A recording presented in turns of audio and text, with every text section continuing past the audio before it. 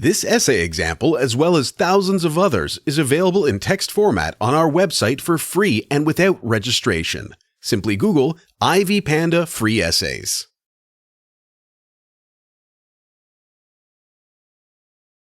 Introduction. Politics is arguably the most renowned and constantly debated issue across the world due to an exceptionally diverse history coupled with endless controversies.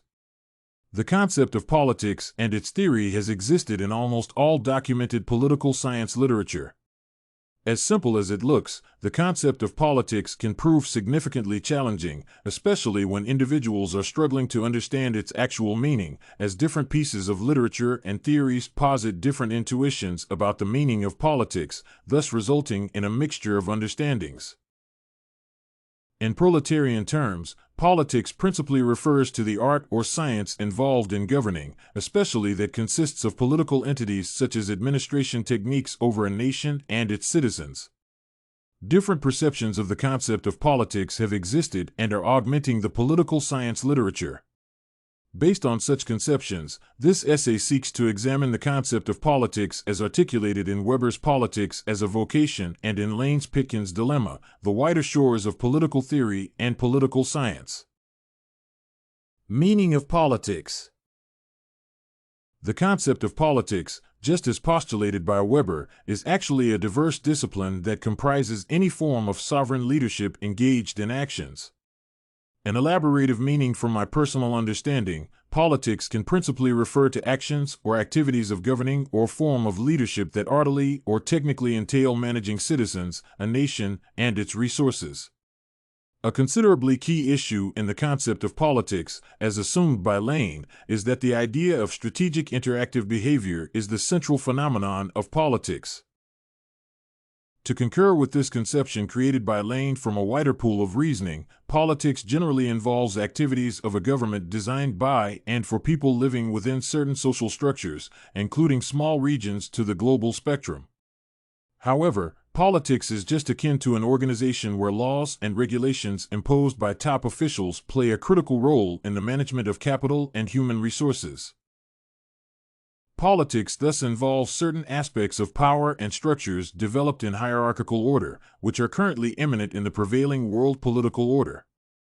As Weber discerns, in politics, there is the authority of the extraordinary and personal gift of grace, charisma, the absolutely personal devotion and personal confidence in revelation, heroism, or other qualities of individuals' leadership. In its broadest sense, politics is a form of governance that requires the inclusion of aspects of power or supremacy. Human relationships, as nature, spur the development of the aspect of political growth as political experiences in the modern days are becoming more immanent in human relationships.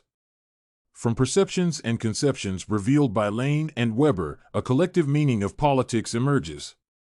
Politics can thus mean activities of strategically managing human beings and resources in a given nation through certain systems of governance that may also involve using power or authority in such administration. The contrast between Weber's and Lane's conceptions of politics. A combination of conceptions protracting from Lane and Weber may draw an accurate meaning of the concept of politics if well understood. However, the two authors portray significant contrast in their general intuition about politics. Weber's main perception of politics is the sense that politics are an individual's power struggle to have control over the state or nation. Weber believes that nations or a state itself are a major source of violence, and hence, politics for us means striving to share power or striving to influence the distribution of power either among states or among groups within a state. Supremacy and charismatic leadership must dominate a nation for human beings to have proper governance in any social structure, and the centrality of violence for the state is important. Similar to such perceptions developed, a similar intuition is inherent in the literature documented by Lane, where he suggests that whether in human relations, verbal communication, or economic relationship, power is present. However, Lane's work does not stipulate that governance must entail power utilization, but rather, as noted from the literature, he contends that states of domination are simply a subset of relations to power and does not use the term power to signify any political structure or any form of governance. Violence is the use of power or aggression to govern a nation, and Weber argues, every state is founded on force, and if no social institutions existed which knew the use of violence, the concept of state would never prevail.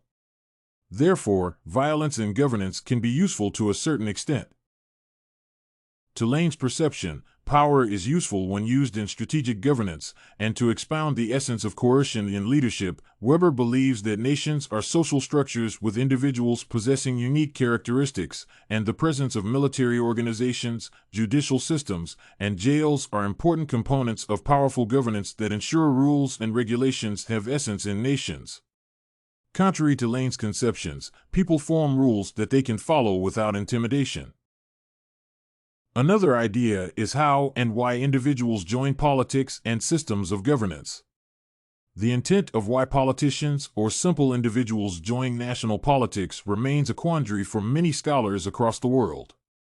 This dilemma underscores the contrast point between Weber and Lane over the meaning of politics within the state paradigm. From their arguments, Weber sees politics as a matter of the state, and Lane considers politics as mere individuals playing games.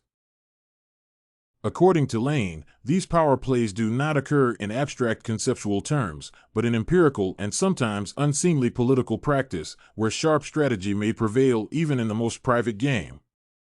However, from Weber's conception, the leadership of a state or of a party by men who, in the economic sense of the word, live exclusively for politics and not off politics, hence politics remains a state issue. Political parties arise with the primary aim of dominating the governance of the nation. Conclusion. Politics is a global concept that attracts substantial debates within the political science paradigm, and its real meaning remains a quandary in many academic and societal quarters. Different conceptions have arisen from different researchers over the authentic meaning of the word politics. From my personal understanding using a combination of Lane and Weber's literature, politics may principally refer to activities or practices of governance or administration artfully or scientifically designed to control human beings, citizens, nations, and all the resources within a state. Power in politics is and has been an evident characteristic in traditional and contemporary politics, where leaders believe in coercion to manage human beings. From a different conception, power is present in governance through politics and must entail strategic governance of human beings through human relations.